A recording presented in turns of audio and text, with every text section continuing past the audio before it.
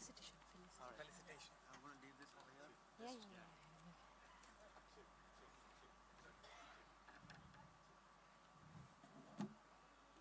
Requesting Rahul ji and Vinod ji to felicitate our next speaker, Mr. Rajiv Sheth. A very interesting person, and this is going to be a very interesting session, ladies and gentlemen. He is an avant-garde perfumer dedicated to the art of fragrance, along with a background in an international perfumes and cosmetics family business. He's a graduate of chemistry who pursued his quest for rare perfumery knowledge at ISIPCA Versailles, France, a 3-year full-time diploma course under the promotion Gurelin, and he's lived and worked in Paris and Greece for over 16 years to gain perfumery experience. He's honored with the second best Young Perfumers Award, Prix de Jeune Perfumer, in the year 2000 in Paris, and he's a perfumery expert committed to shaping the fragrance landscape in our country, India as well. Ladies and gentlemen, let's welcome Mr. Rajiv Sheth. जोरदार तालियों से एक बार राजीव जी का स्वागत करेंगे. एक लगेचच राजीव आपलं सेशन सुरू करताय. ते सुरू होईल 1 मिनिटात वर सुगंधावरचे 2 शेर इथे आठवतात आहेत. पहिला शेर निदा फाजली यांच्या पत्नी मालती फाजली यांनी लिहिलेला आहे आणि अतिशय फेमिनाइन आहे. ते म्हणतात, कलम हाथ में है लिखूं तो लिखूं क्या, कलम हाथ में है लिखूं तो लिखूं क्या, नहीं मानता दिल धड़कता बहुत है, इसे जब भी पढ़ना अकेले में पढ़ना, तेरे नाम का खत महकता बहुत है. सो ये महक आज मेरे ख्याल से राजीव इस सेशन में लाएंगे. और दूसरा शेर ये है, जिनकी भी शादी को 10 साल से ज़्यादा या 5 साल से ज़्यादा हुए हैं वो ये शेर अनुभव कर सकते हैं. शेर ऐसा है कि वो दिन हवा हुए जब पसीने गुलाब थे, वो दिन हवा हुए जब पसीने गुलाब थे. ते दिवस संपले जेव्हा घामाचाही सुगंध यायचा. वो दिन हवा हुए जब पसीने गुलाब थे, अब इत्र भी मलो तो मोहब्बत की खुशबू नहीं आती. So thank you so much and over to you Rajeev sir. तुमचे काही प्रश्न असतील तर जरूर QR कोड स्कॅन करून पाठवू शकता. एक QR कोड फ्लैश होता है ड्यूरिंग द सेशन. अगर आपके कोई भी प्रश्न होंगे QR कोड को स्कैन कीजिए और आपके प्रश्न आप वहां डाल सकते हैं. परफ्यूम्स, सुगंध के बारे में ये सेशन होने वाला है. अलग अलग तरह की सुगंध क्या असर हमारे मन पर, हमारी ज़िंदगी पर डालती हैं, ये बताएंगे मिस्टर राजीव शेठ. और ऑफ कोर्स साइन लैंग्वेज में हमें हेल्प करने के लिए शबीना हमारे साथ हैं वहाँ पर. Hello, is it Audible? Hello, आवाज येतोय मागे?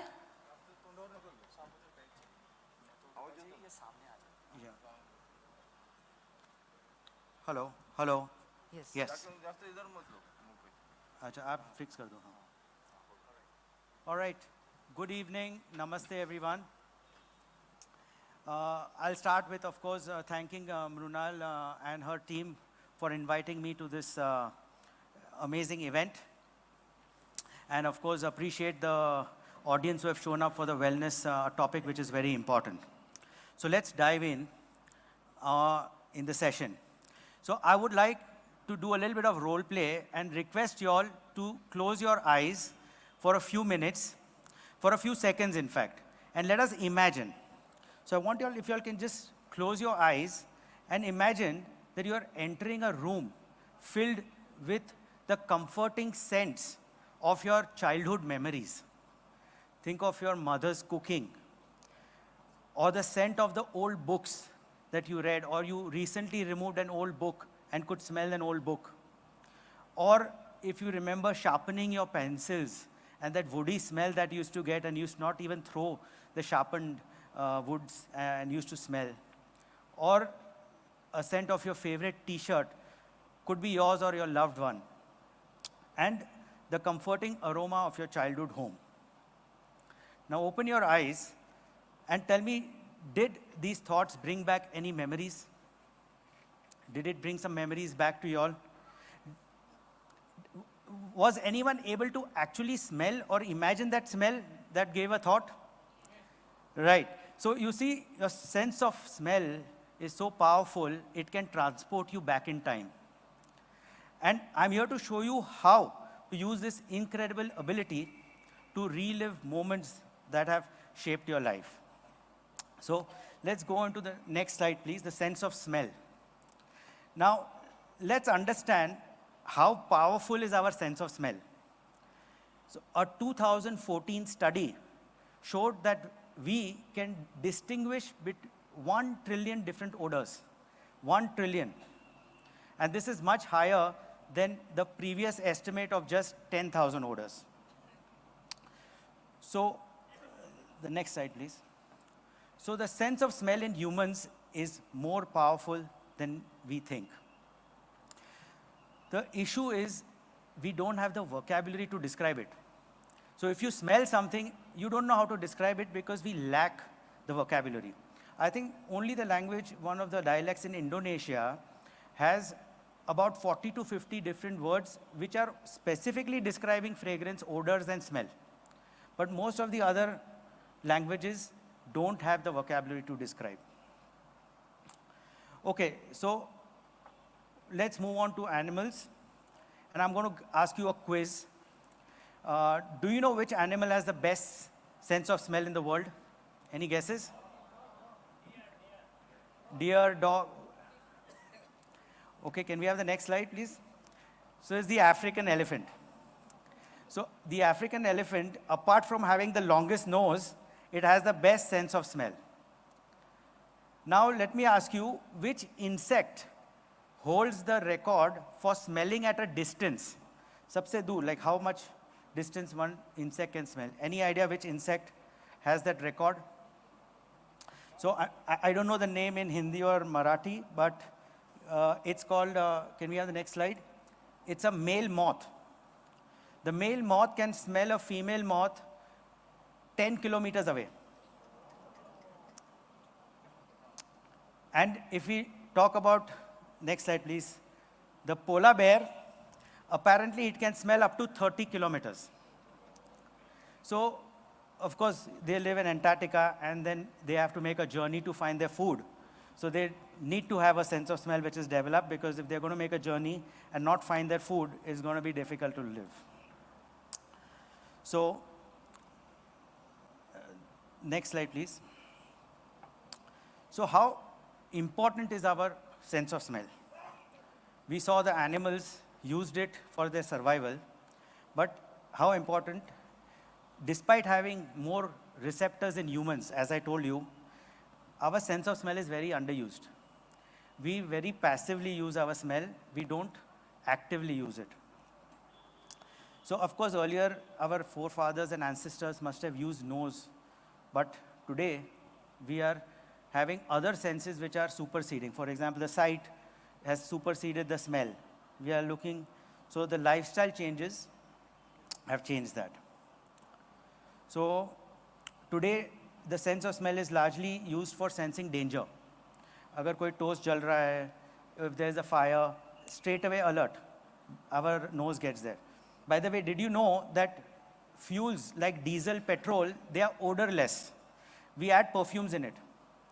Because imagine the danger that if there is a leak and you can't smell it, so these petrol and diesel are all perfumed so that there is a sense of alert in case of danger.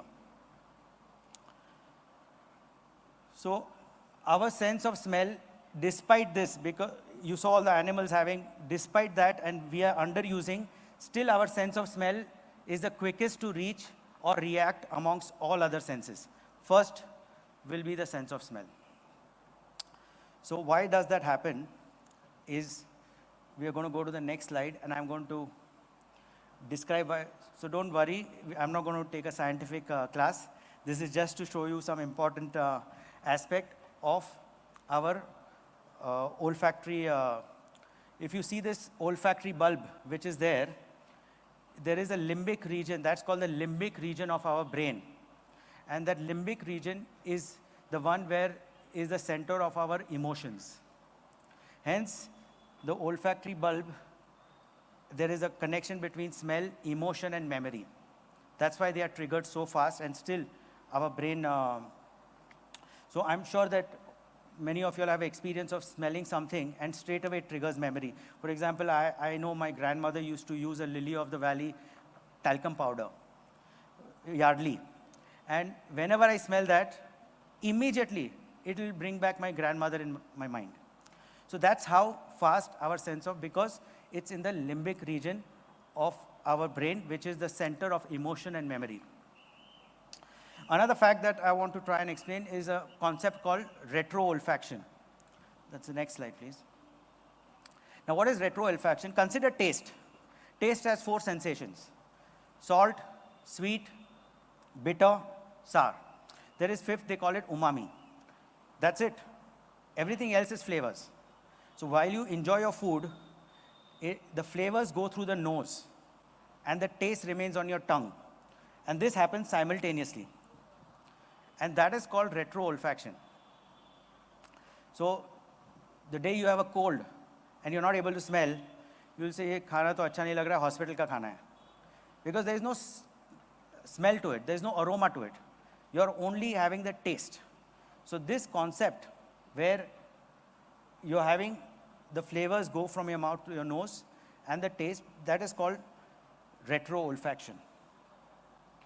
Now, as I mentioned during flu, we can't smell. Now, imagine if you have a condition where you are not able to smell for a longer period of time, can be very, very traumatic. So I'm going to come to a condition which is called anosmia. Can we go to the next slide? So what is anosmia? So anosmia is the loss of sense of smell, either partial or total. And this can happen because of head injury, blockage in the nose, or an infection. Of course, during COVID times, we all understood this. When there was COVID, a lot of people have lost their sense of smell. And we understood that there is a situation and there could be traumatic if you lose the sense of smell. So this condition is called anosmia. I'll talk a little bit about what are the different types of anosmia. So I'm going to talk about 4 different types of anosmia. One is the congenital anosmia, where people are born with this condition. It is a condition from birth, and they have a lifelong inability to smell. It's a very traumatic condition, especially because when I discuss the limbic region, you can imagine the smell is creating emotion and memory. And for a person who cannot smell, these triggers are not possible. So it's a very traumatic. Another is called hyposmia. Now, hyposmia is a reduced ability to smell and detect odor. Many people who have lost odor during COVID, they have not recovered totally. So they suffer from called hyposmia, which is a reduced ability. Then there is another one called parosmia, which distorts your smell. So it's a disorder of perception of odors. For example, if you add a rose smells good. But for a person who's suffering from parosmia, a rose now starts smelling foul. So they don't get the smell of rose. It has been distorted. So a few people after COVID have also got this condition, that they lost the odor, but when they recovered, they had a condition called parosmia. And the last one is phantosmia, where there are no odors present, but you're actually imagining these odors. You're hallucinating them. So any of this condition can be very traumatic, and it is very disorienting. So we have to take proper care and understand people who have got this, and it needs to be taken with some sort of seriousness. So in some cases, except the first one, the congenital, the others can be recovered partially or totally. So moving on from this condition, we'll talk a little bit about fragrances. So today, we can go to the next slide also. So fragrances today, we have fragrances in everything that we use.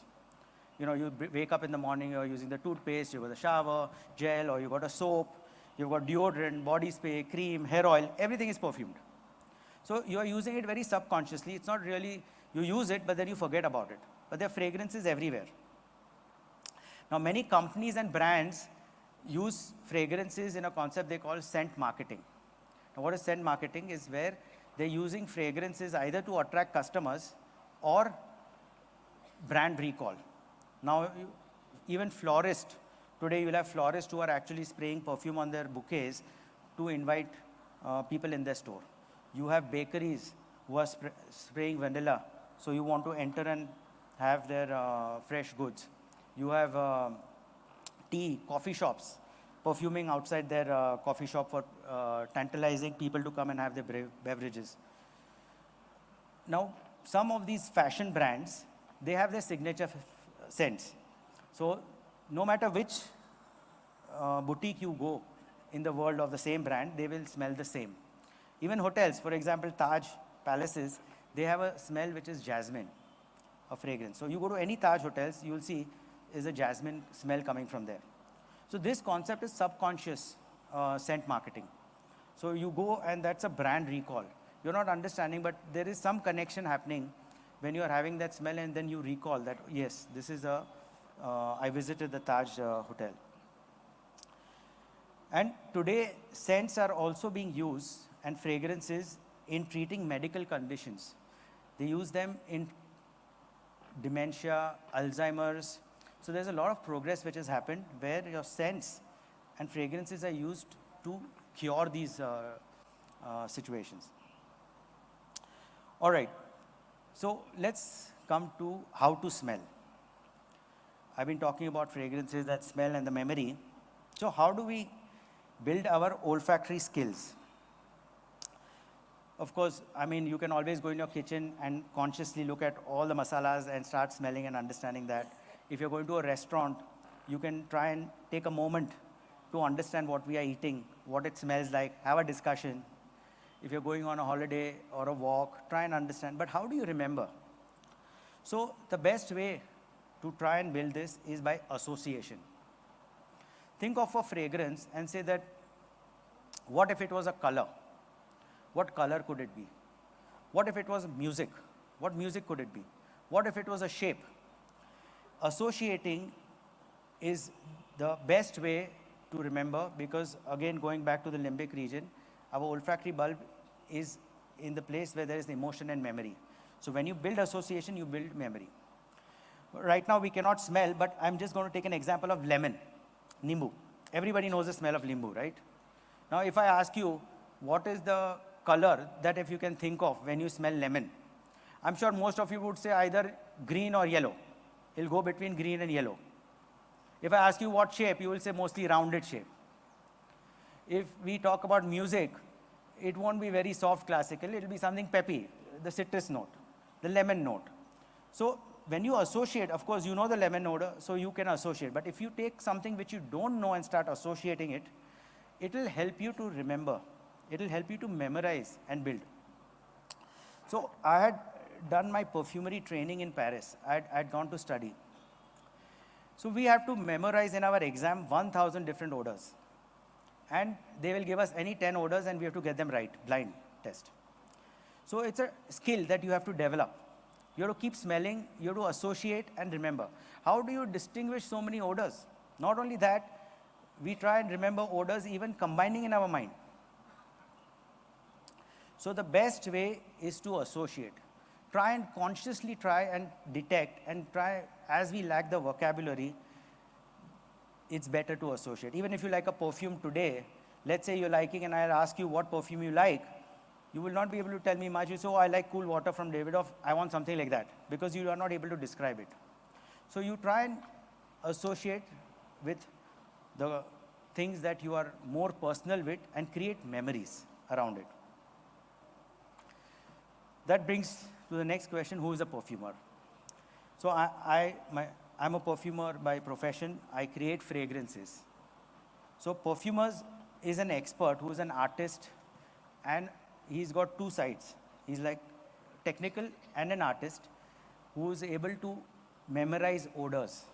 So we are taught to memorize odors, and we create formulations out of it. We create them in our mind, we create them on our paper.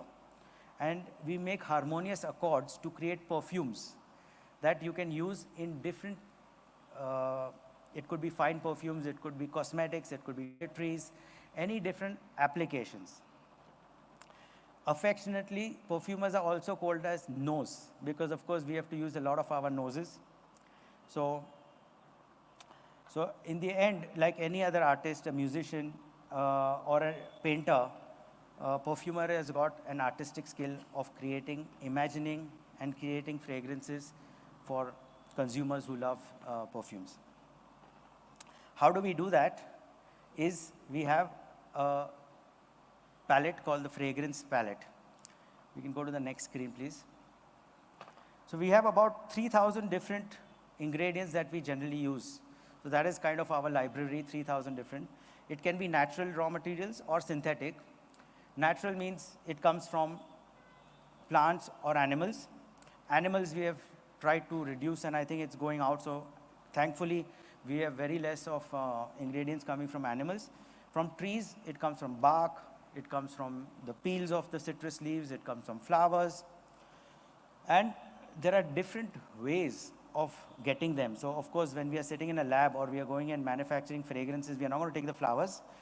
There is a treatment happening where you are distilling, you are extracting, and getting them in form of oils, resinoids, and absolutes, which could be filled in these kind of bottles. So a perfumer in his lab can make those trials, and then you can manufacture. So natural raw materials and synthetic raw materials are, of course, organic chemistry. They are all manufactured in factories, and they are called aromatic chemicals. So a mix of natural and aromatic chemicals are available to us perfumers to create fragrances. Now, as of course we are celebrating wellness and we are here, I'm going to talk how to pick the right scent for wellness. So how do we pick the right scent for wellness? Certain scents can do wonderful things for our mind and body. From stress relief to relaxation, certain aromas have a very positive impact on us. So how do we choose right? Okay, if we go to the next slide, lavender. I think everybody is aware of lavender. So lavender is for relaxation. Most of the spa, when you go to any spa, you're going to have lavender as a smell. Sandalwood is known to keep one alert, and it can be used while studying. I've given my kids 2 bottles of perfumes of sandalwood on their desk. Whenever they have exams, I said spray every day. So it creates alertness. Then jasmine. Jasmine can give a wonderful sleep if applied and not in a huge quantity, just a touch on your pillow or on your wrist when you go to bed can give you nice sleep. Eucalyptus, we all know it's for decongestion. We must have used it before. It's also a de-stressing aromatic plant. Then rose. Rose, I was just talking outside with a few people that rose can build your self-esteem. If you think of some Indian Mughal kings and all, you will always see that they are holding a rose. So rose is known to actually smell and build your self-esteem. So that's advantage of rose. Chamomile, I'm sure you all have heard of chamomile, and we have had chamomile tea so it's got a very calming effect on our body. Then we have an aromatic herb called rosemary. So rosemary improves memory. So if you smell rosemary on a regular basis, it's got a positive impact on our memory. Ylang ylang is a flower found in Madagascar and around the region of Madagascar, and it puts you in a very seductive mood. It's an exotic flower, it's powerful, and has a wonderful smell. And of course, lastly, vanilla, which makes us happy.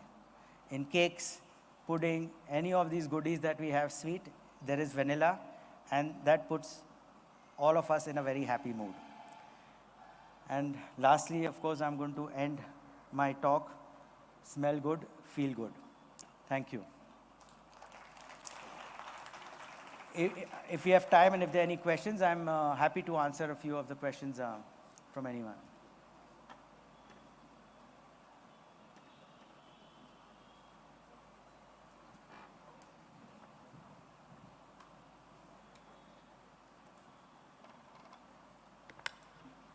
कैसा लग रहा है? अच्छी खुशबू आ रही है क्या? हाँ? Imagination में आना चाहिए. It should be in your मन mind. में आनी हाँ, मन चाहिए. में, हाँ. मेरे साथ तो ये होता है कि अगर मैं किसी खुशबू के बारे में सोचूं तो खुशबू आने लगती है, और उससे ज्यादा वो खुशबू मेरे केस में खाने की होती ज्यादातर. हाँ. अगर उसके बारे में खुशबू आ गई तो फिर वो चाहिए. जैसे डॉक्टर ने मना किया अभी वड़ा पाव नहीं खाने का, पर मुझे पता है बहुत सारे लोग ऐसे नाम बोल दिया है तो मन करेगा कि अभी वड़ा पाव, है ना? ठीक है. अगर आपके पास कुछ क्वेश्चंस है, स्कैनर सामने है. ऑलरेडी कुछ सवाल हमारे पास आ चुके हैं जो हम मिस्टर शेठ से पूछेंगे. तारा का क्वेश्चन है सबसे पहले. तारा, आप यहां पर हैं? जरा हाथ उठा दीजिए एक बार. Good question.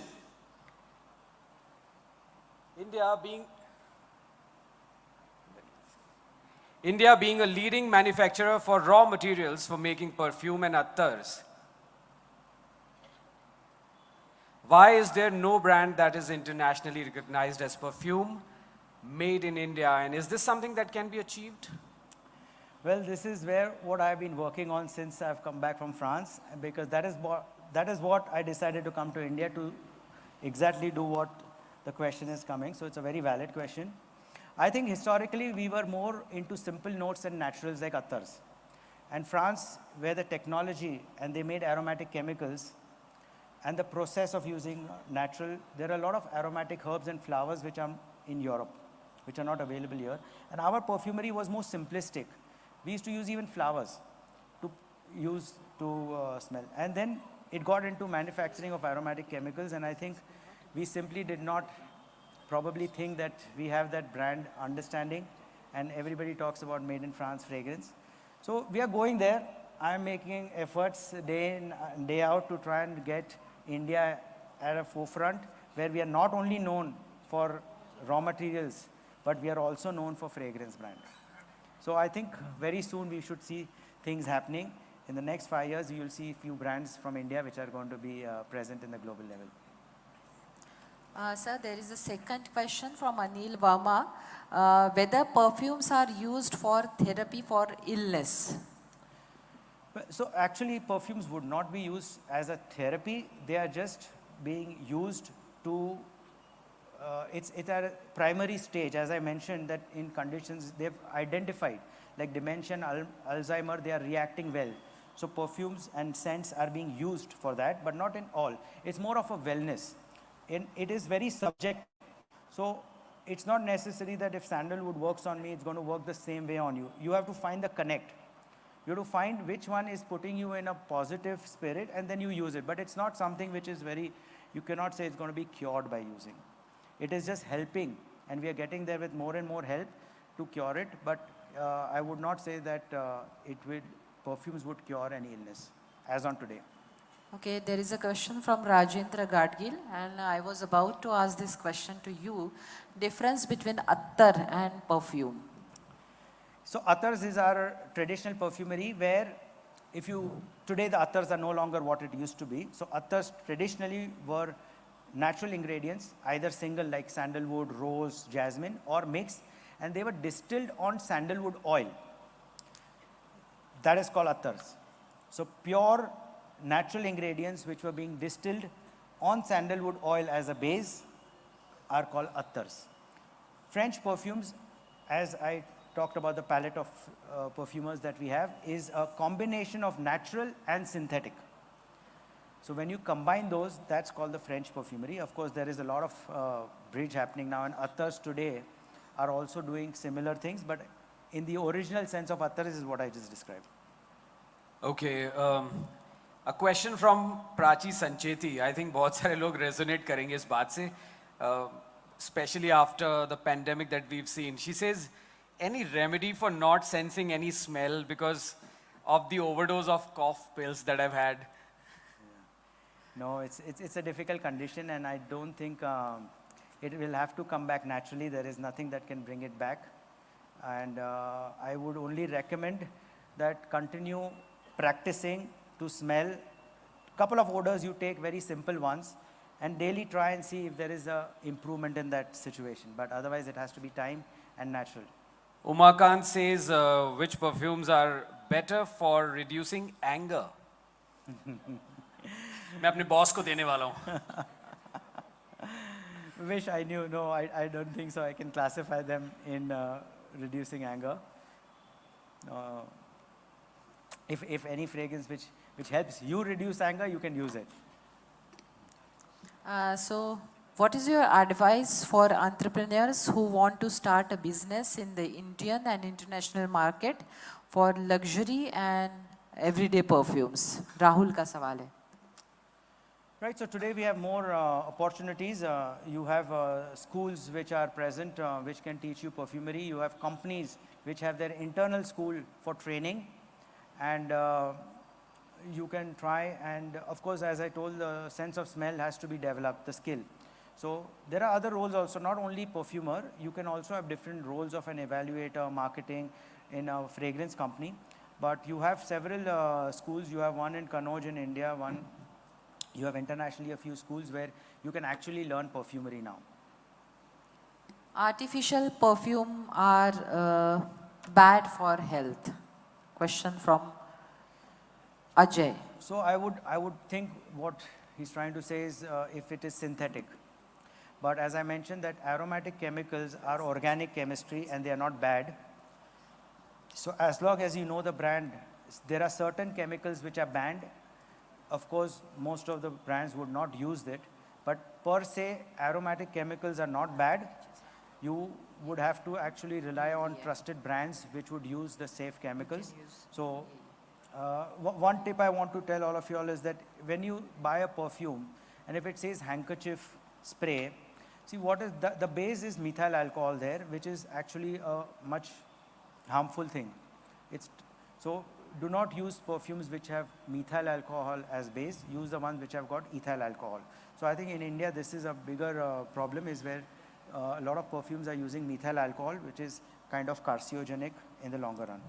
एक लास्ट क्वेश्चन. Yes, please. ये पर्सनल है. मैंने बहुत सारे एड्स बचपन से टेलीविजन पे देखे हैं. You spray a certain perfume and then you have to run, especially from the other gender. Is that true by any means? ये सब क्या है? Is this just marketing or is there any truth to it? So it is just marketing, and that's why you are seeing a lot of sale. And in India, it is different from the other worlds. Men buy more perfumes than women, and that is marketing which Because has we get fooled easily.